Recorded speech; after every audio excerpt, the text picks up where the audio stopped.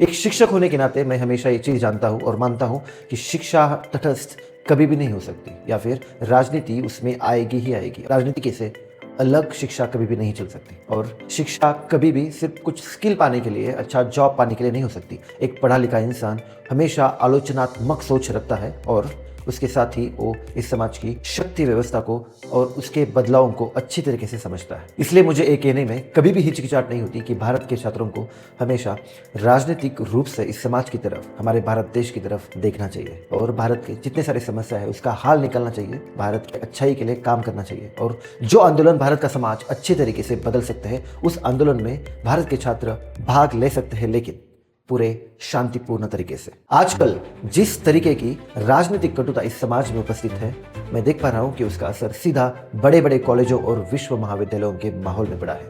एक शिक्षक होने के नाते मुझे हमेशा बहुत बुरा लगता है कि जब एक बड़े बड़े यूनिवर्सिटीज में छात्र एक दूसरे के साथ हेल्दी डिबेट जो होता है ना, वो छोड़ के गाली गलौज और शारीरिक हिंसा पे उतर आए। चाहे DU दिल्ली यूनिवर्सिटी हो या फिर जवाहरलाल नेहरू यूनिवर्सिटी हो, जहां पे एक समय पे हमेशा तार्किक या फिर शाब्दिक डिबेट होता था या फिर विचारों की गहराई होती थी, आज उसी कॉलेजेस में, उसी बड़ी बड़ी यूनिवर्सिटीज में एक छोटे छोटे मुद्दों को लेके छात्र एक दूसरे के साथ सीधा हाथापाई पे आ जाते हैं। और ऐसा क्यों हो रहा है? क्योंकि हमारे समाज में अज्ञान को हथियार बनाया जा रहा है, तर्क वितर्कों को कमजोरी समझा जा रहा है, और अगर कोई सोचता है, अगर कोई सवाल पूछता है, तो सीधा उसे देशद्रोही, एंटी नेशनल माना जा रहा है। और ये जो राजनीतिक दल है ना, ये अपने खुद के फायदे के लिए लोगों को दो हिस्सों में बांट देते हैं हमेशा।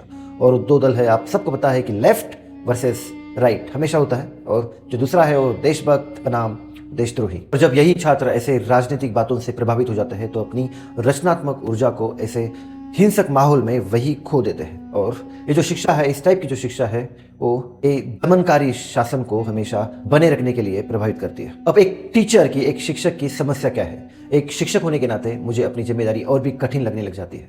मुझे लगता है कि इस भारत देश का हर एक छात्र हमेशा तर्कपूर्ण बात करे और गुस्से में ना आकर तथ्यों के आधार पर बहस करे और हमेशा जागरूक रहे। लेकिन आज का माहौल बहुत ही उलट गया है। छात्र आजकल बहुत छोटी छोटी बातों पर भटक जाते हैं, गुस्सा करते हैं और उग्र भाषा अपनाते हैं। ऐसे बहुत सारे उदाहरण आप देख सकते हैं। कई बार आपने हॉस्टल्स में देखा होगा कि दो ग्रुप्स, छात्रों के ग्रुप्स एक दूसरे के सामने बैठे हैं और वो वेज खाए या फिर नॉन वेज खाए, मतलब वेज वर्सेस नॉन वेज, ऐसे डिबेट्स करते रहते हैं। और मुझे लगता है कि छात्रों ने ऐसे चीज़ों पर डिबेट करना चाहिए जो सच में सोसाइटी को अफेक्ट करे, सोसाइटी को अच्छी तरीके से परिवर्तन करे और खुद का भी परिवर्तन करे। और मुझे लगता है कि ये सब चीज़ होने के लिए एक रीज़न जो है वो सामने आता है, और वो है कमर्शियलाइजेशन ऑफ एजुकेशन, मतलब शिक्षा का बाजारीकरण, है ना।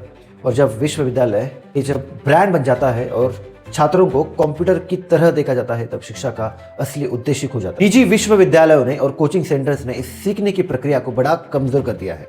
आजकल छात्रों को ये सारे कोचिंग सेंटर्स बस नौकरी और पैकेजेस बस यही दिखाते हैं, और इसमें खो गई है उनकी सामाजिक रिस्पॉन्सिबिलिटी और सोचने की क्षमता। इसमें जो सबसे ज्यादा चीज इफेक्ट हो रही है, और वो है अमीर और गरीब छात्रों का फासला। इसमें गरीब छात्र और अमीर छात्र की खाई और डीप होती जा रही है ना। और अच्छी गुणवत्ता वाला एजुकेशन से जो गरीब छात्र है वो वंचित रह रहे हैं।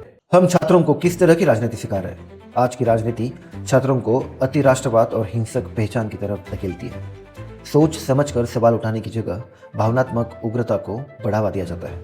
हमें एक ऐसी नई राजनीति की जरूरत है जो छात्रों को आलोचनात्मक सोच, न्याय और मानवीयता की दिशा में ले जाए, न कि तानाशाही और आत्ममुग्धता की तरफ। तो मैं आजकल मासूम छात्रों को जब हिंसक और अत्याचारी और एक कटु राजनीति की शिकार होते देखता हूँ, तब खुद को एक सवाल पूछता हूँ कि वो सारी शाब्दिक बहस, वो सारी सभ्यता और सारी आलोचनात्मक सोच आजकल कहाँ खो गई है। दोस्तों, अगर आपको मेरी वीडियो अच्छी लगे तो प्लीज नीचे कमेंट्स में आप अपनी राय दे सकते हैं। Thank you for watching my video till the and.